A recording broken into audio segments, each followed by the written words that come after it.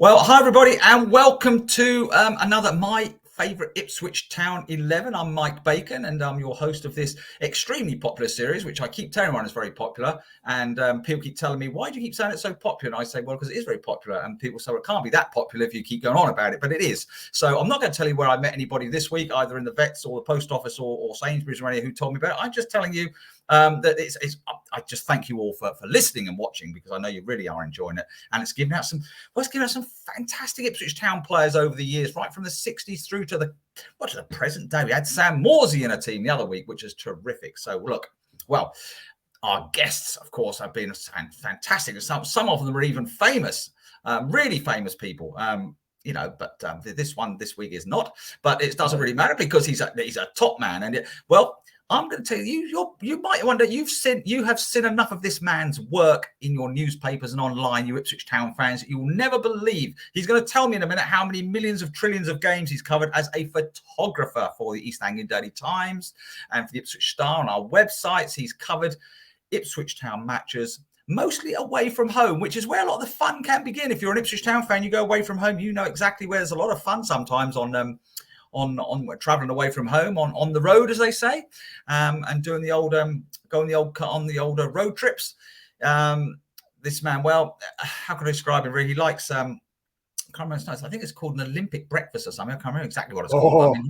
Well, I've got him going now. Anyway, look, it's Mr. Warren Page. Warren Page, photographer extraordinaire, has been covering Ipswich Town for lots of years. I'm going to ask him to hand over. I'll hand over to him now. Warren, how are you, my friend? And could I just say, and if you watch this on video, look, he has gone over the top with his background piece of George Burley and Martin Russo at Wembley 2000, which obviously he was there. Either that or he's nicked someone else's photograph, which I can't believe he's done that.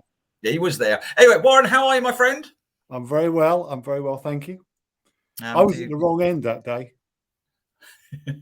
I was. I flicked a coin with Jamie Niblock, and I was at the end where the Barnsley supporters were. So you can imagine there was nil atmosphere for me. That is often the case for you, but always in the wrong place at the wrong time, Warren. Is that not true? A couple of the goals.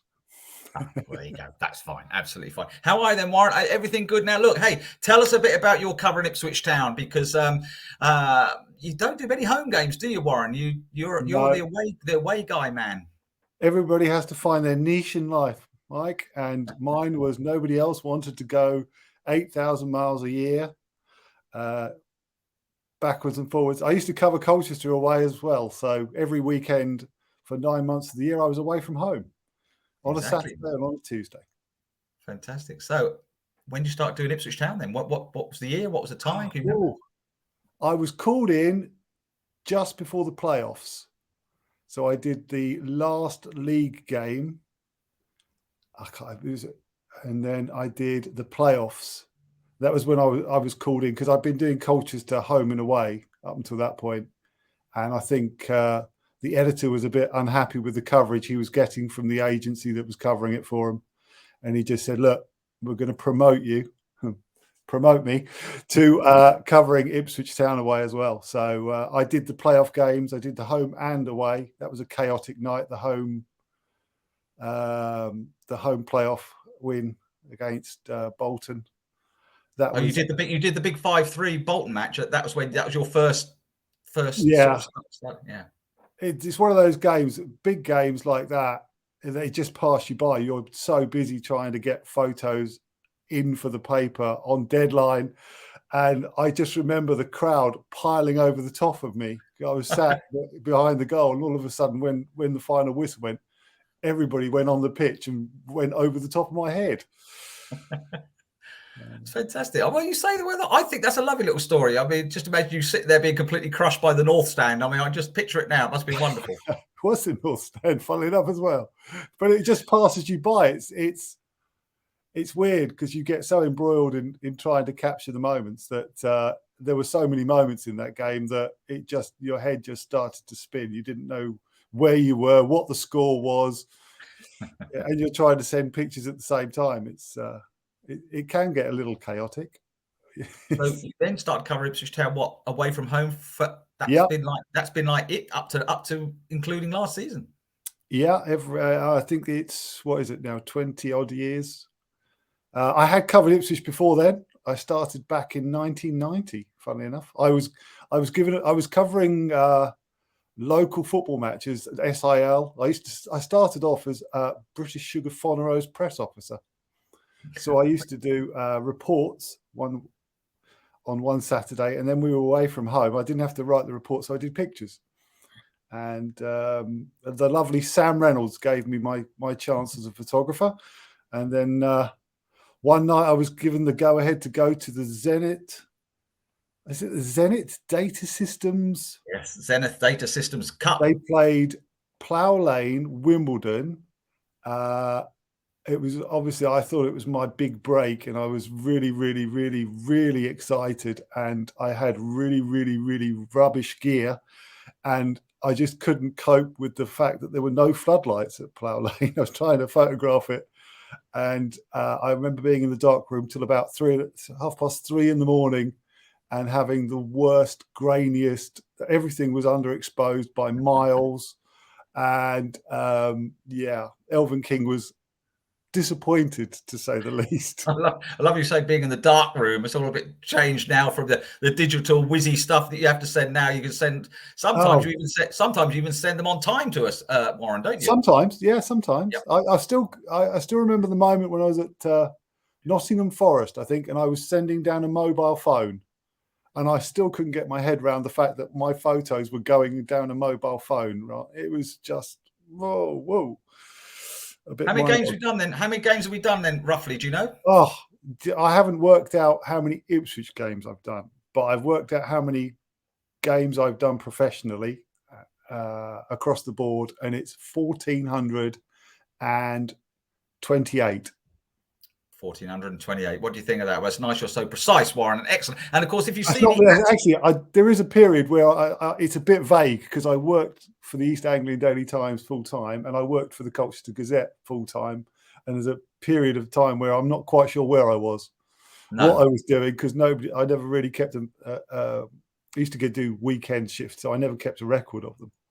And, well, we'll say a lot. So when you see at page pics on your photo credits, then this is the man we're talking about. He doesn't like his phone, does his big posh at page pics. Now, anyway, look, we're lovely to find about you, Warren. But look, this is about Favourite Ipswich Town 11, of which you have seen plenty of Ipswich Town players in your time. Then mostly on road, which is quite interesting, really. So look, hey. Tell us a little bit about. Let's just. Are you going for a formation of any sort, Warren? Or I mean, I have. I've tried to give it. I even did some research to make sure my left and right backs were at the right side, because I didn't want to faux pas that way.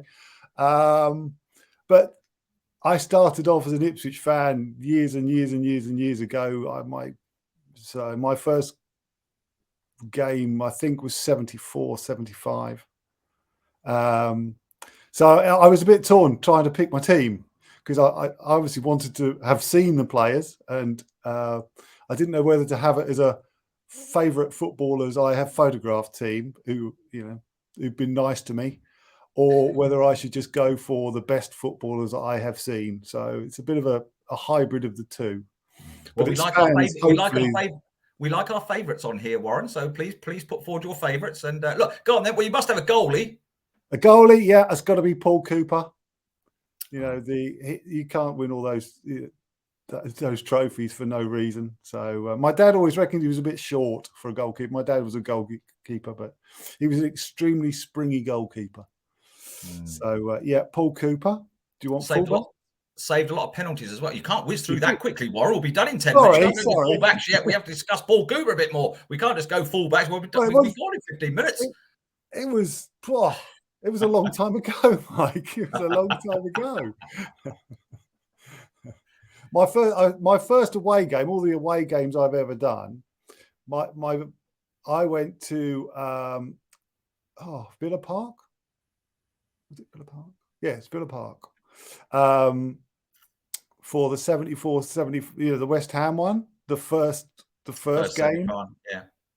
And my overriding memory of that is getting off the train and there being a complete army of policemen waiting to march us to the ground. And I was 7, 8 at the time. And that's just my overriding memory, as being greeted by all these big, hard policemen as we got off the train. And I think I went with my uncle. But yes, it was a cold 0-0 draw, if I remember rightly. But go back to Cooper. I mean, Cooper was a good goalie, and Yeah, I can remember. I can remember Laurie Sybil, but I think Coops get it really for. You saved quite a few penalties, didn't you? A penalty saver. Yes. Yeah. There again, I've always got a little bit of grief for never photographing enough goalkeepers, because obviously I'm always told to be at the end where the goals are. So you're very much always at the wrong end for goalkeepers. They tend to get photographed at the end of the game when they come up and clap the away fans. So Paul Cooper in goal, and you're going to have a couple of what? You're going to have 4 at the back. Yep. So I've gone for Fabian WILNIS. So you've gone for Fabian WILNIS at right back. Excellent. Yeah. Tell us a bit about Fab. Why you liked him? Why have you gone for Fab? Why is it? I always thought Fab was a really nice guy. He was always talkative. He most players sort of completely blank photographers unless they've just celebrated, in which case, they've just scored and they're celebrating. But he was just a genuinely nice guy. I met him a couple of times away from games, and he just had time for you. He's just a genuinely happy, smiley guy, and he was very, very passionate about Ipswich Town and passionate about his football. And he was one of the characters, one of those people that sticks in your mind. Yeah, he was good. He was a good right back. When I remember, you probably didn't do the Man United game at home where he scored against Man United, obviously to equalise it early on in the Premier League season, which when Ipswich got back up, I mean, that's always a wonderful memory of Fab running around celebrating that. But I mean, you're right. He was a happy chap, sort of thing. He had a great personality. Yeah. My other fullback is Mick Mills. Wow. I like Mick. I see him quite regularly now because he co-commentates on BBC Radio Suffolk or summarises, and he's the one time I've actually been struck down with fandom. I've just been. We went to the Czech Republic. Is it Liberec?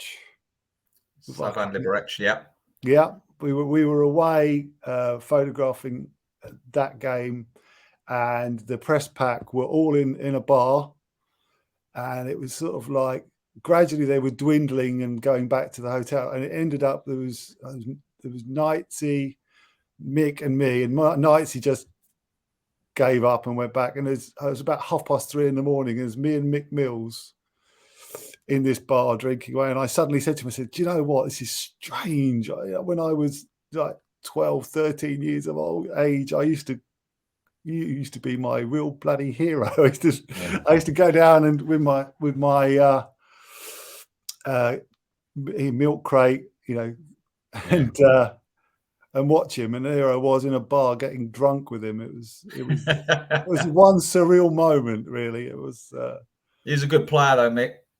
Yeah, he achieved so much, really, didn't he? I mean, captain of England, and so he was Mr. Dependable, 700 odd appearances or whatever he did. So good choice. Mick Mills is a good choice. Been a good choice for a lot of people. You can understand why. I mean, he was such a good player, and probably. I mean, when you talk about town legends, the greatest legend is. I mean, people talk about Kevin Beattie being the greatest ever player. Is Mick Mills the greatest ever legend at Ipswich Town? I sort of sometimes think he is. I mean, George Burley was another one. I did so much as a player and a manager, whereas Mick, of course, never managed. But Mick Mills, Fabian WILNIS. So you got a couple of centre halves then, Warren? I have. I used to play centre half myself in a very bad way, but you're not going to compare yourself with these next two. No, but I like a no nonsense centre half. So I've gone for Allan Hunter, Big Al. Big Al, and he was one of the characters. I mean, I think he lives in the shadow of Beattie a little bit, to be honest. Yeah. But and Terry Butcher. I mean, you can't really not have Terry Butcher, can you? No. I mean, what is it about those players then? But I mean, we've already talked about no nonsense. I mean, just good. I mean, memories of them away from home and stuff. Matches. Well. I was too young to be photographing them. Come on, Mike. Oh, yeah, sorry. I apologise. Yeah, sorry. Yeah, sorry. That's not the photographic side of things then. these are players that I've obviously watched. Yeah. But yeah, I've photographed them both subsequently, and they're lovely guys to to talk to. And but there's such history involved with Ipswich Town, isn't there? Really, I mean, I think that's why the American investors love it so much. It's because you can look at these guys. You've got Mick Mills, captain of England, Terry Butcher, captain of England, and bloody sort of bandage around his head sort of thing. You can't not buy into that sort of thing, can you? No. And Allan Hunter, as you say, alongside Kevin Beattie, was terrific. Yeah. So two no nonsense. So I was going to say no frills, but I think you would have known if you were playing against them. They're quite a couple of physical guys. Yeah, absolutely. I didn't want to be too cliched and go for the beat. I know he was great and all and going forward, but I think the other two were a bit more dependable and a bit more sort of there every week. They were good. I mean, Allan Hunter was Allan Hunter was a terrific centre half, and I mean he was and Butch as well. I mean, I'd say we've talked about this before on this Favourite 11s, and you had those four. You had Osman and Butcher, you had Beattie and Hunter for a period of time. They were just for a good period of time, a good decade or so. Those four were like dominant, weren't they, in Ipswich Town's defence? Yeah, and it sort of they correspond with the periods where I was, a fervent Ipswich fan growing up. That sort of being lucky to be able to see them really.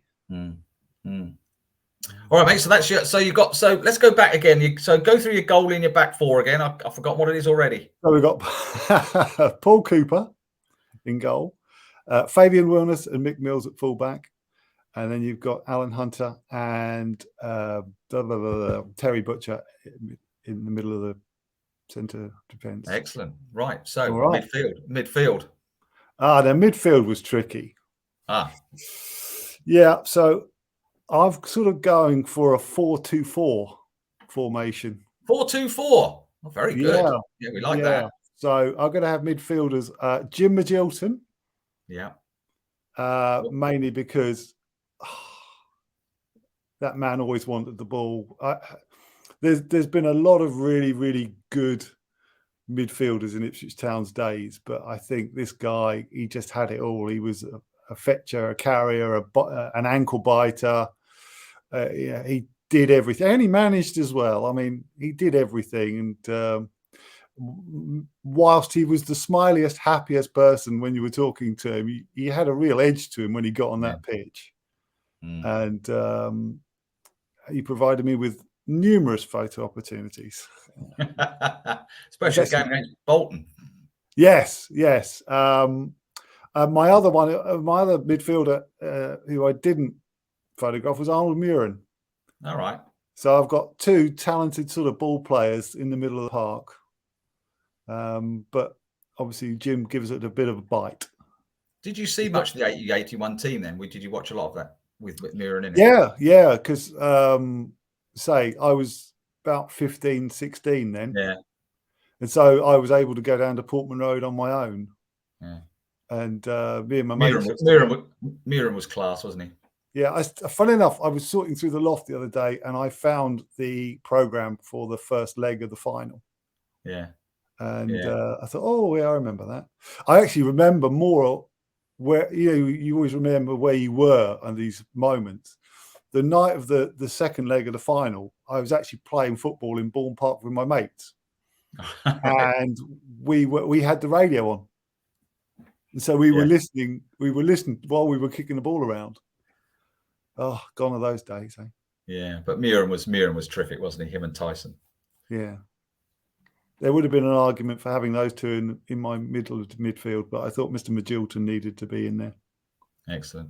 All right, mate. Well, that's great. Well, that's Arnold Muren and Jim Magilton in the middle there. You said you've gone 4-2-4, so I assume you've got four strikers or whatever. I've gone a bit retro because growing up, I always remember Clive Woods. Yeah. Clive Woods on the wing, and so I've decided to go for two out and out wingers. Clive Woods one side and Martin Royce the other. Oh, And excellent. Yeah. if those two can't put a good ball in, nobody can. Woods was terrific, wasn't he? Yeah, I used to love Martin Royce coming on. People used to call him super sub and all that, but he used to really uplift the game. It's just used to think, oh yeah, yes, Ipswich. I don't know what it is. I remember George Burley once saying, "Oh, the players were giving 110% as we got relegated," sort of thing. But the difference between their 110% and everybody else was giving 110%. But people like Manchester United had Eric Cantona, who used to come on and just turn a game with something. And Ipswich had such a good team in that season that they got relegated, and yet they didn't have that player that really, did something for them and could really unlock something. Yeah. And Royce was Royce was great. A bit of a super sub, as you say, but I mean, at Wembley, of course. Yeah. What a final goal. Yeah. So I like Martin Royce. So I'll have him putting balls across. And Clive Woods, of course. You go back. I mean, Woods 78 FA Cup final. Yeah. Were you there, or did you watch it? Or no, couldn't get a ticket. No, couldn't get a ticket. So I remember being at the Ipswich Labour Club, I think, on Lancia Road. That's where we watched it. We all piled over there. But Woods was a terrific. Woods had lots of skill, didn't he? Yeah, yeah. And I remember watching him play. Is it Newton Flotman once? I think he used to be involved up there, he played. And he must have been ancient, and he was still, sort of. I played against him for Newton Flotman, believe it or not, in a pre-season friendly. He used to play centre half then. This is when he was 40. Oh, but I always remember that the goal he scored against Leeds on the wing, curling in that long FA Cup 6th round clashes with Leeds, where he won the tie for Ipswich on the way to a semi-final. So yeah. Clive Woods, great player. I'm just thinking there's a whole new possibility for a feature there. People you have played against, Mike. Yeah, well, I played against that many. Don't worry about that. It's not. I can count Jason Dizelle. I played against Jason Dizelle once. All right. No, I can't. Yes, there must be one or two more, but I can't think of any. But great. So, all right, mate. So that's excellent. So we're. Oh, and Alan Brazil. I played against Alan Brazil. Did you? But when he was sort of slightly overweight. All right. But he was very quick. Still very quick. He's still very quick, yeah. He was a bit of a handful. All right. So, but anyway, sorry. So you want my front two strikers? Go on then. Okay. So it's Marcus Stewart has got to be one of them. There's a man who knows where the goal is. It's Marcus Stewart. And Paul Mariner. Another one who knows where the goal is. Yes. So one I photographed, one I didn't. I only photographed Paul Mariner when he was at Plymouth as managing. We got hold of him there, I think. But Marcus Stewart was just, he made that first dreamy season when we were in the Premier League and going off to all these big grounds we hadn't been to for years. And he just knew where the goal was. He just, the touch that he had, you could never write him off to scoring a goal. I mean, you must have photographed him a lot then, because he scored loads on away grounds. Yeah, he was. He was at Liverpool when he scored the winner at Liverpool. Yeah, 1-0 winner at Liverpool. Everton. Didn't he score 2 at Everton? And I remember him going round the keeper. Yeah.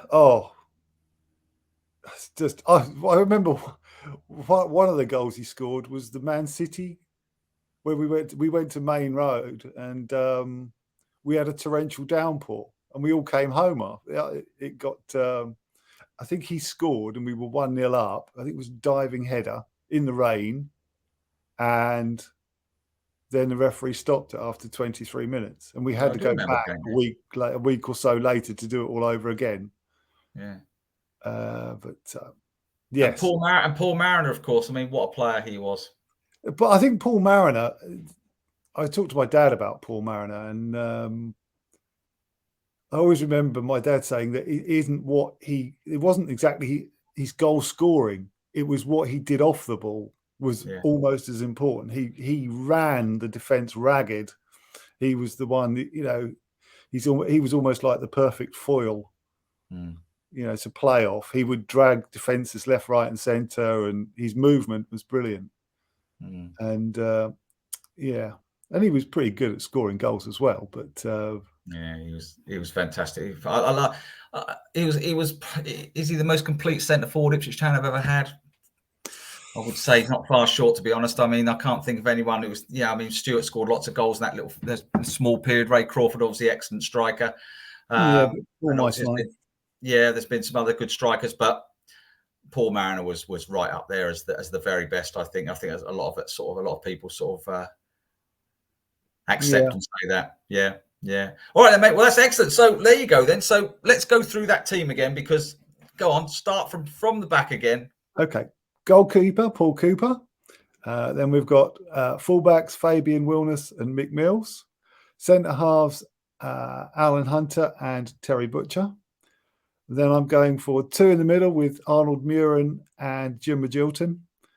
And then we have Clive Woods and Martin Reusser as out-and-out wingers. And then we've got Paul Cooper and Marcus Stewart just to tuck away those crosses. Excellent. So I don't know how that would figure against any of the current teams. Well, I wouldn't worry about it. It's just what you've got. That's a good side. I like Magilton and Muren in the middle of the park. That's quite a different combination. Well, has anybody played a 4-2-4 recently?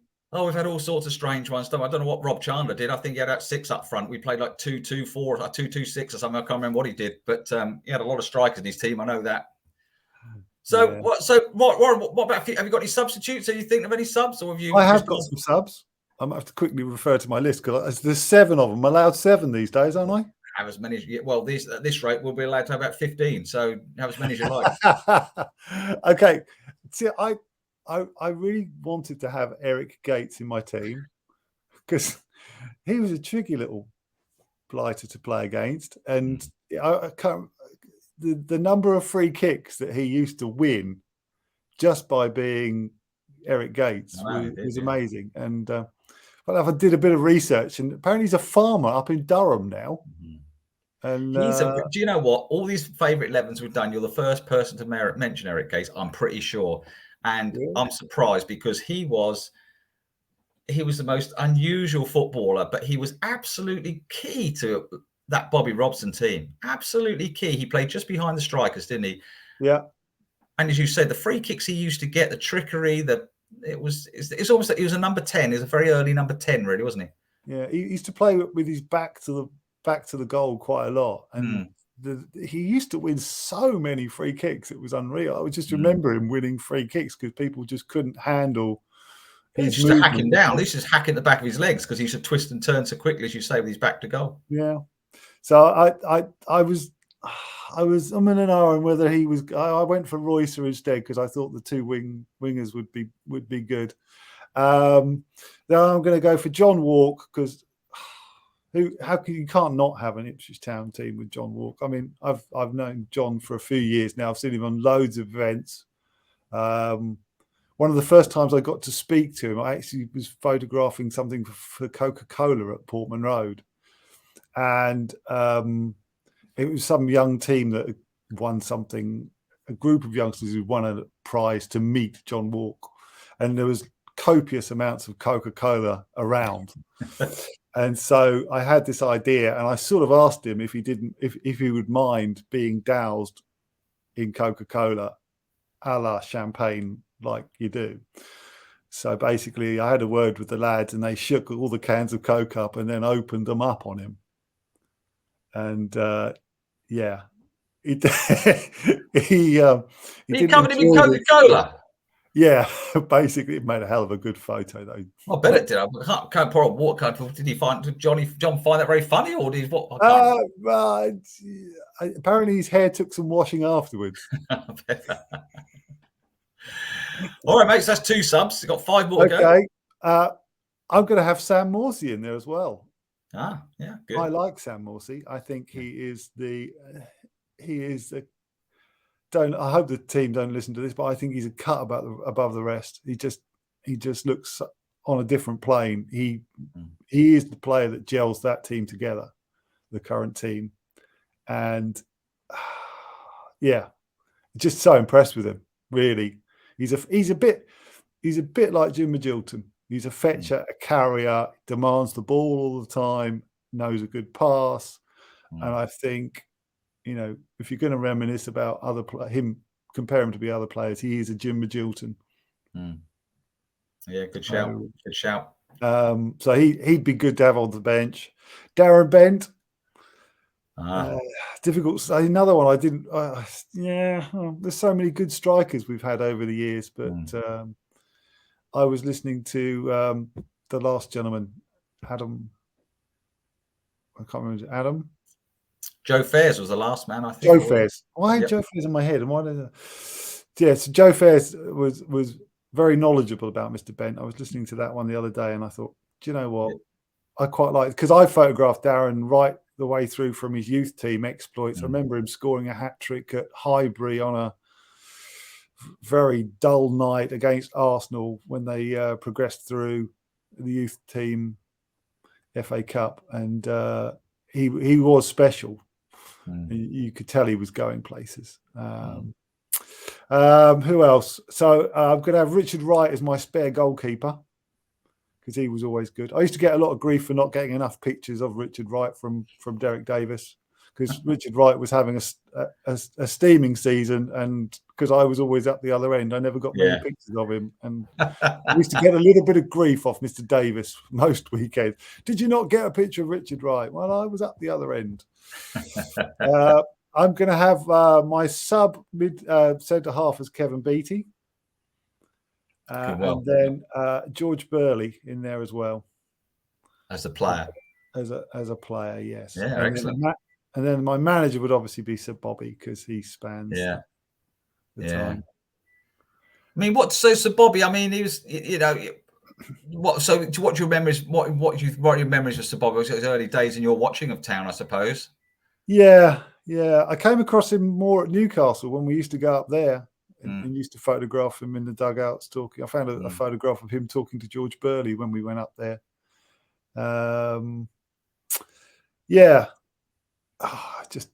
He was just a Mr. Motivator, wasn't he? He could get inside people's heads. And I think I do a bit of athletics coaching, and getting inside the athlete's head is probably more important than anything. You can have all the fitness, you can have all the talent, but if they're not motivated in the right way to do it and to perform, you see that across the board in life, don't you? If you're not motivated to do something, you're never going to do it very well. And Bobby had that. I mean, you know, what a great manager he was. It was just great times, wasn't it? We're lucky we enjoyed that decade or so. Yes. And, you know, his record speaks for itself, really, doesn't it? Even after he left England and was sort of bombed out by the press, you know, he still went on to do other things and have success in Europe. So excellent. All right, mate. Well, look, that's a great. Well, that's fantastic, Rod. That's fantastic. A lineup. I like your lineup. I like your subs. Your subs. You got great stories for your subs. I like your subs as well. There's some good subs there.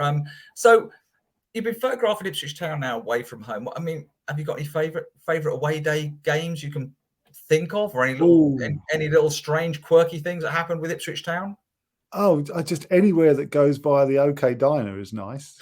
Up the A1. Longest up the A1, is it? Well, it's funny enough, all the best times revolve around food, Mike.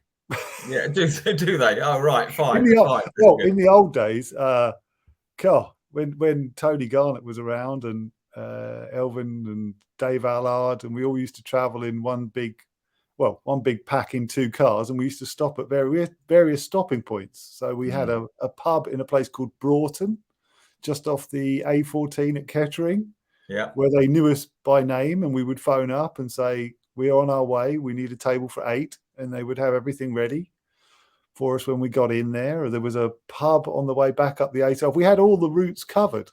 All right. And basically, the football was secondary. You know, it was go down the pub. Oh, let's face it. I said to my wife, I said, you know, what is there for me to rush back to? Bit of X factor. Well, no, I'd rather stay in the pub and talk through the game. So people ask me my favourite ground a lot. There are places I don't like going to. I hate going to Anfield because it's logistically a horrible place to work for a photographer. But atmospherically, it just puts the hairs of your back of your neck go up when they start singing "You Never Walk Alone," and they've got all the flags, and it's a wonderful atmosphere. But the stewards are another level of bolshiness and basically not being very helpful. Best grounds? Sorry? Best grounds? Best grounds. I like Derby. We used to Derby's a reasonable distance to go. It's got good parking, good press facilities. You can sit anywhere you like, barring in front of the dugouts. It's just got that all-round goodness about it. Like Leicester's going back there this season. Yeah, Leicester. I quite like Leicester. You know, it usually hinges around logistics, Mike. Yeah. Well, no, I agree. I mean, same with press boxes. I mean, press boxes can be an absolute nightmare, and some are better than others and stuff like that. And that's how you do enjoy covering sporting events, I suppose. I know it sounds for fans. They've got the fans will be the same. They know there's some stadiums they stand in. They don't feel as comfortable as some are big and open, and some have got more space. And stewards are all part of it, aren't they? But thoughts on Ipswich Town this season, then, Warren? I mean, what you obviously hoping they be nice to be doing championship teams next season. Yes. I think I've mentioned this before. So I had COVID pre-Christmas, so I missed a couple of games. And when I came back, I had to go to Barrow. So I was 6.5 hours each direction, and they played like a pub team. And then I had a few games off, so I didn't. McKenna came in obviously when we were on our way back from Barrow, and it was just watching them at Gillingham was just the juxtaposition between watching the same set of players playing and getting dropped out of the cup, and then watching the team that played at Gillingham. It was like watching 2 completely different sets of players. It was like watching Manchester United play as opposed to a pub team. And it was just mind-blowing, the difference. It seemed like the players were taking extra care about what they were doing. It was none of this sort of, kick it and run sort of thing and headless chicken moments. They actually took, you could see it in the way they played. They took a couple of seconds just to think about it, because they had a couple of seconds, and they didn't. And everything seemed to run a lot smoother because of it. And they seemed to have a plan, and they'd been well drilled to follow that plan. Because there was a moment when, because this is by the pitch you see these things. So I think 2 of the subs came on, and they started trying to do what they'd used to do before, playing silly balls and not taking the time. And I'm fairly sure Sam Morsey told them off and say, look, we don't do that anymore. We're doing it this way. Because I heard him say it, and it was like they were like reprimanded, and then they carried on the possession, the holding on to the ball, not giving it away needlessly. And that was I've got a lot of time for Mr. McKenna. I think he's going to take us places. I think the biggest problem will be holding on to him. I think if they win, if they get promoted this season, he'll be top of anybody's shopping list. For any club in the Premier League or Championship, maybe higher, the bigger clubs, if they're gotten rid of a manager. I think he'll be on the list. He's already been mentioned a few times from places like Watford. So I think. Well, let's hope. Well, let's hope not, Warren. Let's hope we get promoted and he stays with us. That'd be good. And as you say, the football certainly is certainly better under McKenna. Let's put it this way. Played as football. Well, look. Yeah, that's been brilliant, Warren. Thank you ever so much for your time. Your favourite 11 was certainly interesting. Your subs even more. I found your subs more interesting than your actual favourite 11, to be honest. But that's just really me. Well, I like. See, you put Eric Gates in. I like that. You see, yeah, I like Gatesy in there. I thought Gates is a good one. You see, he should have been your team. You do know that, don't you? Well, Martin Roycer was. I know, and you've got. If you watch this on video, Martin Roycer is in the picture behind you, so you can't then not have him in the team, can you? So I'll go that way, and there he is. Exactly. Yeah, right. All right, mate. Hey, Warren, thanks ever so much, and thanks for all you do for the photographs and stuff. I know a lot of people sort of see the pictures; they never know who's actually behind the lens. So it's nice you could join us for this. And well, so you're looking forward to a bit of travelling ahead, then, Warren. 8,000 miles, apparently. So yes, what is next season? 8,000 miles travelling next season, is it? Gosh. Apparently so, yeah. Well, how many? Well, crikey, you add that up by 20 odd years. You've been around the world twice. Oh well, I've had good company. That's part of it. You see, it's travelling. It's the camaraderie with sort of travelling with people like Carl Marston for all these years, and Stewart and Andy. Stuart Watson, Andy Warren now with you. Yes, they'll be they'll be with you again much. And Ross, I mustn't forget Ross. No, I mustn't forget Ross. No. I might chuck one in with you as well, just to annoy you. Yeah, so there you go. You're always welcome. You're always welcome. Warren, so are you. Thanks ever so much for your time. And yeah, it's been really great. Warren's favourite 11 there, and I hope you enjoy it. Warren, thanks so much, mate. And yeah, keep there. And try and keep him in focus. Always very important. Okay.